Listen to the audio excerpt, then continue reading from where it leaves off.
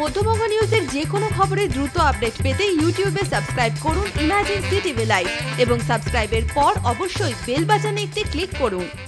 আমরা জানি যে 19শে জানুয়ারি আমাদের নেত্রী মমতা ব্যানার্জি ব্রিগেড চলো সমাবেশের ডাক দিয়েছেন।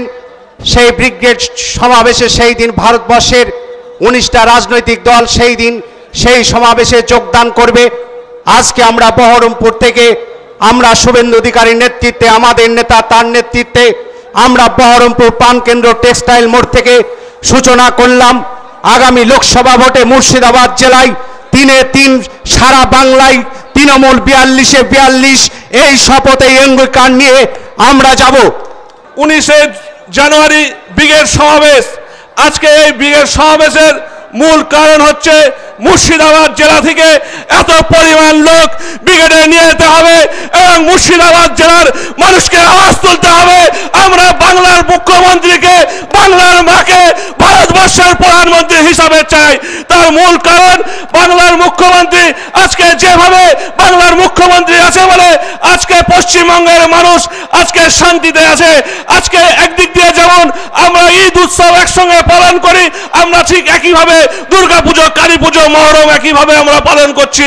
আমরা বড়দিন একভাবে পালন করছি। তার কারণ বাংলার মুখ্যমন্ত্রী মমতা বন্দ্যোপাধ্যায় আছেন বলে আমাদের মধ্যে ভেদাভেদ নেই, আমাদের মধ্যে অশান্তি নেই। এই শান্তি আমরা চাই শুধু পশ্চিমবঙ্গের মানুষই না, সারা ভারতবর্ষের মানুষ পাক।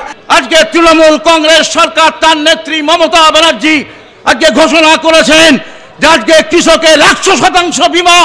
আজকে কৃষক পশ্চিমবঙ্গ সরকারের কৃষক বীমা যোজনা হিসেবে আজকে ঘোষণা করেছেন। কৃষকের পাশে দাঁড়িয়েছেন এই সরকার। আজকে বন্যায় ক্ষতিগ্রস্ত, আজকে পাথরে ক্ষতিগ্রস্ত, আজকে চাষিদের জন্য এই সরকার দাঁড়িয়েছেন। একটাই আবেদন করব, আগামী 19 তারিখ প্রত্যেকটা পঞ্চায়েত থেকে গাড়ি করে লোক যেতে হবে। দুদিন আগে থেকেই সেখানে থাকা খাওয়ার ব্যবস্থা আছে। যে যেমন ভাবে পারবেন আপনাদের উপস্থিত হতে হবে ব্রিগেডে, কারণ ব্রিগেডের ময়দান থেকেই ঘোষণা হবে। ব্রিগেডের ময়দান থেকেই বিজেপির বিরুদ্ধে ডাক আসবে। আগামী দিনে বিজেপি না মমতা ব্যানার্জি। যদি মধ্যবঙ্গ নিউজের এই খবরটি ভালো লেগে থাকে তাহলে অবশ্যই একটি লাইক দেবেন এবং ইউটিউবে ইমার্জেন্সি টিভি চ্যানেলটি সাবস্ক্রাইব করবেন।